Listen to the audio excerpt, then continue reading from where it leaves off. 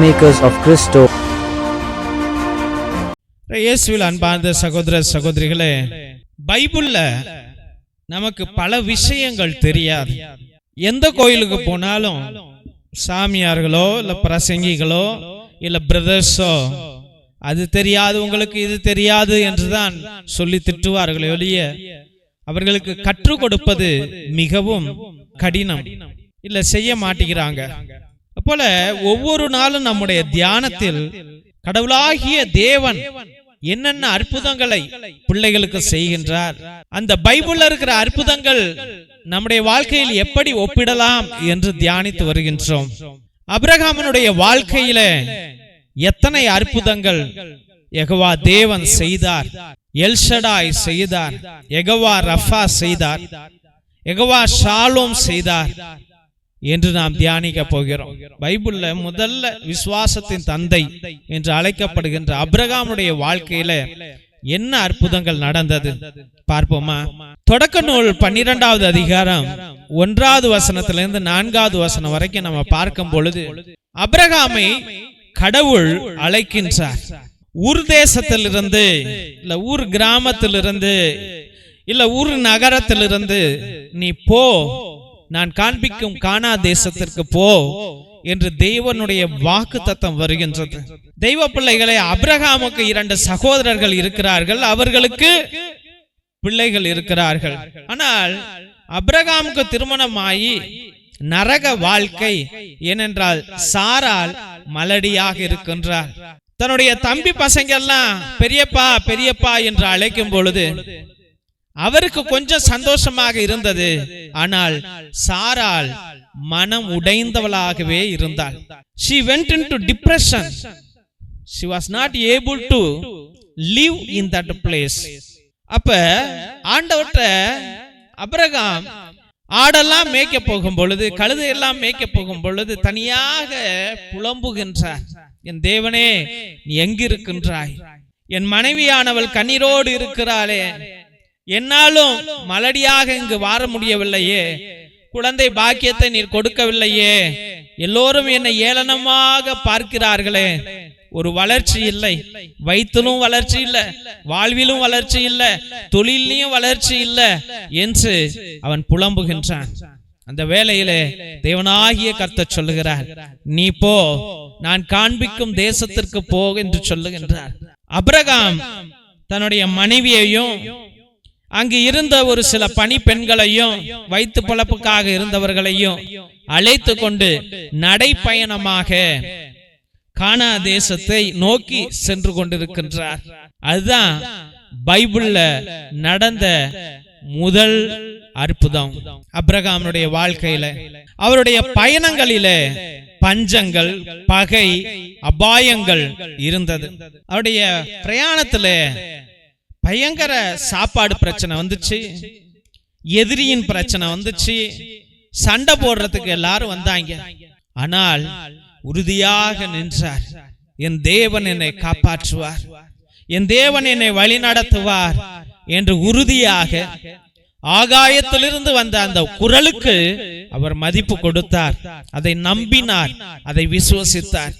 வழிகாட்ட மேப்பு கிடையாது தெய்வ பிள்ளைகளே, வழிகாட்ட போன் இல்ல, யாரும் போன் அடிச்சு இந்த வழியில வா, அந்த ஊர் வழியா வா, இந்த ஊர் வழியா வா அப்படி சொல்லல.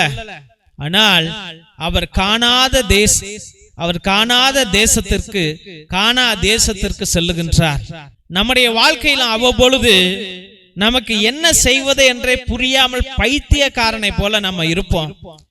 ஐயோ, நம்ம வாழ்க்கை எப்படி போக போகுது, நம்முடைய பிள்ளைகளுடைய வாழ்க்கை எப்படி போக போகுது, உக்காந்தி பாப்ப, கொஞ்சம் நிம்மதி வேணும்னா டிவியை பாப்ப, கொஞ்சம் நிம்மதி வேணும்னா போன் அடிச்சு பாப்ப, திரும்பி படுக்கையில படுக்க போகும்போது அதே துன்பங்கள் தான், அதே வேதனைகள் தான். ஐயோ, என் பிள்ளைக்கு கல்யாணம் ஆகல, இல்ல எனக்கு பிரச்சனைகள் இருக்கு, வயிற்று பிரச்சனை இருக்கு, பீரியட் பிரச்சனை இருக்குது, பிள்ளைங்க பிரச்சனை இருக்குது, ஐயோ கர்ப்பம் ஆகல, ஐயோ என் புள்ள லவ் பண்ணிட்டு இருக்கிறா, ஐயோ என்னுடைய குடும்பத்துல சமாதானமே போயிடுச்சு என்று பயந்து போனவளாக குழம்பி போனவனாக நீ என்ன செய்வது என்று புரியாமல் தவித்து கொண்டிருப்பாய். அவ்வேளையிலே நம்முடைய கடவுளாகிய ஜீவிக்கிற தேவன், உன்னத தேவன், பரிசுத்த தேவன், பரலோக தேவன், வாழ்கிற தேவன், வாழ்வு கொடுக்கிற தேவன் நம்முடைய மத்தியில இருக்கிறார். அவர் என்னை கைவிடவே மாட்டார். அவ்வப்பொழுது என்னுடைய மனம் என்னை குழப்பத்திற்குள்ளாய் எடுத்து சென்றாலும், அவ்வப்பொழுது நான் தோல்வியை நோக்கி சென்றாலும், அவ்வப்பொழுது பிரச்சனைகள் என்னை எதிர்நோக்கி வந்தாலும், அவ்வப்பொழுது என்னுடைய உடலே சோர்ந்து போனாலும், நோய் என்னை ஆட்கொண்டாலும், என் தேவன் என்னோடு பிரசன்னமாயிருக்கிறார். இவர் என்னை படைத்தவர், என் தொப்புள் கொடிய என் தாயின் வயிற்றிலே வைத்தவர். அதுதான் ஒரு மனிதனுக்கு முதலாக வருவது அந்த தொப்புள் கொடி தான். ஹார்ட்டோ, கண்ணோ, மூக்கோ, மூச்சோ கிடையாது. அந்த ஒரு சிசுவுக்கு முதலாக உருவாவது தொப்புள் கொடி. அப்ப அந்த தொப்புள் கொடியை ஆண்டவர் தன்னுடைய கரத்தினாலே தொட்டு அங்கு வைக்கின்றார், அந்த தாயின் கர்ப்பத்தில் வைக்கின்றார். அந்த தேவனாகிய கர்த்தர் உன்னை எவ்வளவு ஆசைப்பட்டு, உன்னை நேசித்து, உன்னை காதலித்து அவர் உருவாக்கி இருக்கிறார். நம்ம இந்த உலகத்தின் பார்வையில வழி இல்லாமல் தெரியலாம். நம்முடைய இந்த உலகம், ஐயோ இவன் முட்டாளுடா, இவன் முன்னாடி போக முடியாம தவிக்கிறான் என்று நம்மை சபிக்கலாம். நமக்கு தேவையில்லாத மாய மந்திர தந்திரங்களையும் ஏவி விடலாம். ஆனால் நமக்குள்ளா யார் இருக்கிறது?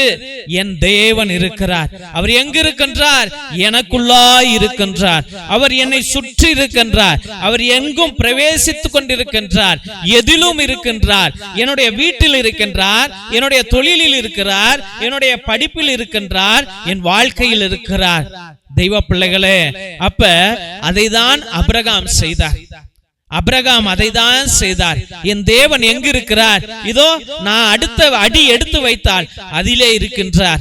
என் தேவன் எங்கு இருக்கிறார்? அந்த ஊருக்குள்ள இருக்கின்றார், இந்த தண்ணீரில் இருக்கின்றார், என் ஆடுகளில் இருக்கின்றார், என்னை மேய்த்து கொண்டிருக்கின்றார், என்னை வழிநடத்தி கொண்டிருக்கின்றார், எனக்கு சோறு போட்டு கொண்டிருக்கிறார் என்று நாம் எல்லாரும் விசுவாசத்தோடு ஜெபிக்கணும்.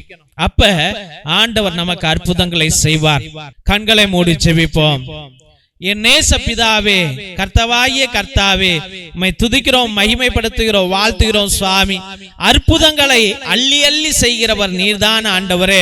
அப்பா தெய்வமே, அன்றைய நாளிலே ஆபிரகாம் குழம்பி போயிருந்த பொழுது அந்த மகனுடைய குழப்பத்திற்கு ஒரு விடுதலையை கொடுத்தீரே ஆண்டவரே.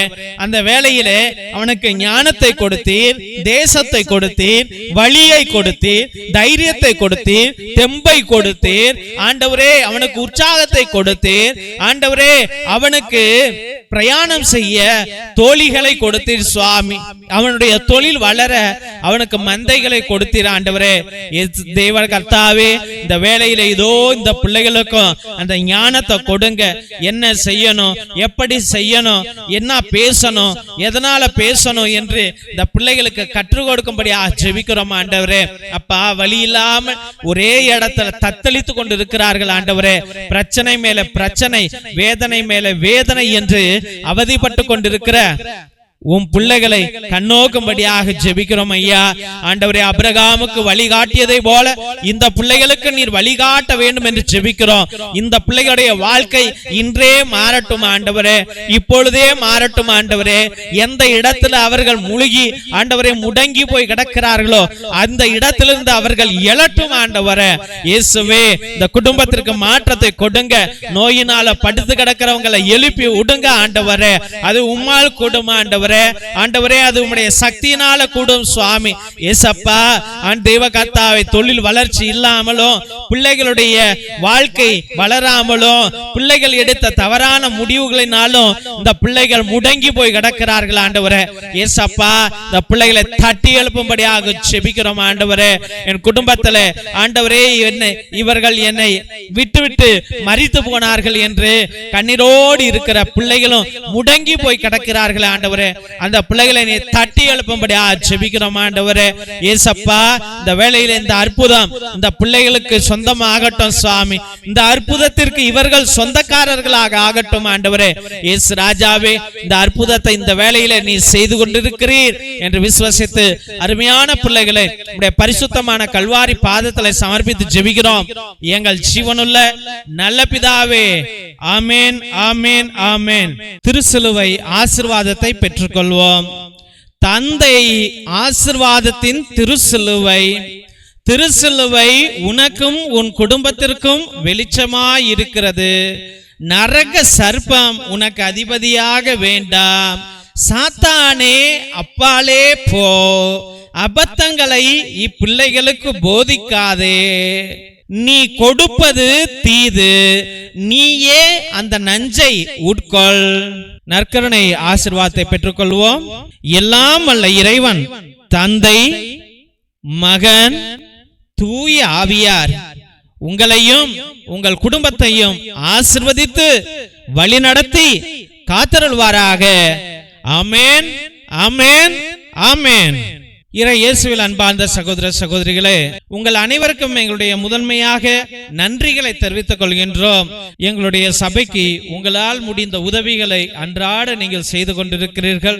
அதற்காக எங்களுடைய ஆயர் மோஸ்ட் ரெவரண்ட் ஹிபோரா குசாலா சார்பாகவும் எங்களுடைய சபை தலைவர் ஃபாதர் கிஷோர் சார்பாகவும் எங்களுடைய மனமார்ந்த நன்றிகளை தெரிவித்துக் கொள்கின்றோம்.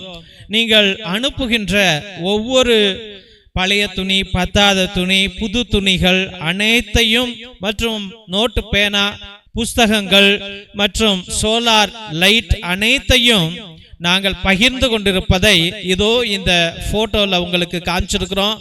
ரொம்ப நன்றி. கடவுள் நிறைவாக உங்களுடைய நல்ல உள்ளங்களையும் இல்லங்களையும் ஆசிர்வதிக்க நாங்கள் அன்றாட ஜெபித்துக் கொள்கின்றோம். மற்றுமாக உங்களால் முடிந்த அளவுக்கு உங்களுடைய உற்றா உறவினரிடம் சொல்லி கூட இந்த பழைய துணி, பத்தாத துணி, பயன்படுத்தாத துணிகளையும் மற்றுமாக ஏதாவது நோட்டு, பேனா, புஸ்தகங்களை கூட நீங்கள் தொடர்ந்து அனுப்பும்படியாக அன்போடு வேண்டுகின்றோம். மற்றுமாக தெய்வ பிள்ளைகளே, ஒவ்வொரு நாளும் மதியம் 3 மணியிலிருந்து 5 மணி வரைக்கும் உங்களுடைய கருத்துக்களுக்காக கடவுள் முன்னிலையில அமர்ந்து கொண்டு 2 மணி நேரம் எல்லா ஜபங்களையும் சொல்லிக் கொண்டு ஆண்டவரோடு பேசிக்கொண்டு உங்களுக்காக ஜெபித்துக் கொண்டு இருக்கிறேன். உங்களுடைய விண்ணப்பங்கள் நிறைவேறாமல் இருந்தால் நேர்த்தி திருப்பலி அர்ப்பணிங்கள். 3 திருப்பலி, 5 திருப்பலி, 7 திருப்பலி, 9 திருப்பலி, 12 திருப்பலி, 21 திருப்பலி, 30 திருப்பலி, 33 திருப்பலி என்று நீங்கள் அர்ப்பணிக்கலாம். நான் உங்களுக்காக இறை இரக்கத்தின் ஜெபமாலையிலும் நற்கருணை ஆராதனையிலும் உன்னத திருப்பலியிலும் அனுதினமும் உங்களுக்காக ஜெபித்துக் கொள்வோம். மற்றுமாக உங்களுடைய குடும்பத்தில் யாராவது மரித்திருந்தால் அவர்களுக்காக கிரகோரியன் மாசை நீங்கள் அர்ப்பணிக்கலாம். 30 திருப்பலி.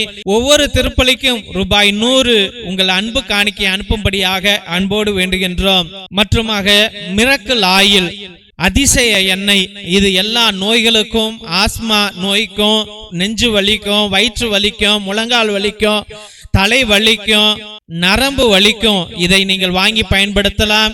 எல்லா நோய்களுக்கும் அற்புதங்களை செய்யக்கூடிய வல்லமையுள்ள எண்ணெய், இதை வாங்கி பயன்படுத்தும்படியாக அன்போடு வேண்டுகின்றோம். இரத்தத்தின் விடுதலை ஜெப புத்தகம் அந்த காலத்தில் நம்முடைய மூதாதையர்கள் அந்தோனியார் தகடு, செபஸ்தியார் தகடு செய்வதற்காக கட்டு ஜெபங்களை வைத்து எழுதி கொடுத்தார்கள். அந்த ரகசிய கட்டு ஜெபங்கள் உடையவை இந்த புத்தகம். இதையும் நீங்கள் வாங்கி பயன்படுத்துங்கள். செய்வினைகளை அகற்றுவதற்கு, குடும்பம் வளர்வதற்கு, குடும்பத்தில் நல்ல காரியங்கள் நடப்பதற்கு இது மிகவும் உதவும். இதை வாங்கி பயன்படுத்தும்படியாக அன்போடு வேண்டுகின்றோம். தெய்வ பிள்ளைகளை, இந்த சேனலை ஆண்டவர் கொடுத்திருக்கிறார். இந்த சேனலை தயவு செய்து சப்ஸ்கிரைப் பண்ணுங்க, இதை ஷேர் பண்ணுங்க. உங்களுடைய வாட்ஸ்அப் ஸ்டேட்டஸ்ல, வாட்ஸ்அப் குரூப்ல மற்றுமாக ஃபேஸ்புக்ல இதை பகிரும்படியாக அன்போடு வேண்டுகிறோம். இந்த ஊழியத்தை உங்க கையில் ஆண்டவர் ஒப்படைத்திருக்கிறார். நீங்கள் பிடித்திருந்தால் இதை நீங்கள் மற்றவர்களுக்கும் தெரியப்படுத்தும்படியாக, அவங்க விண்ணப்பங்களையும் அனுப்பும்படியாக கேட்டுக்கொள்ளுங்கள். ஆண்டவர் நிறைவாக உங்களை ஆசீர்வதிப்பார். God bless you all.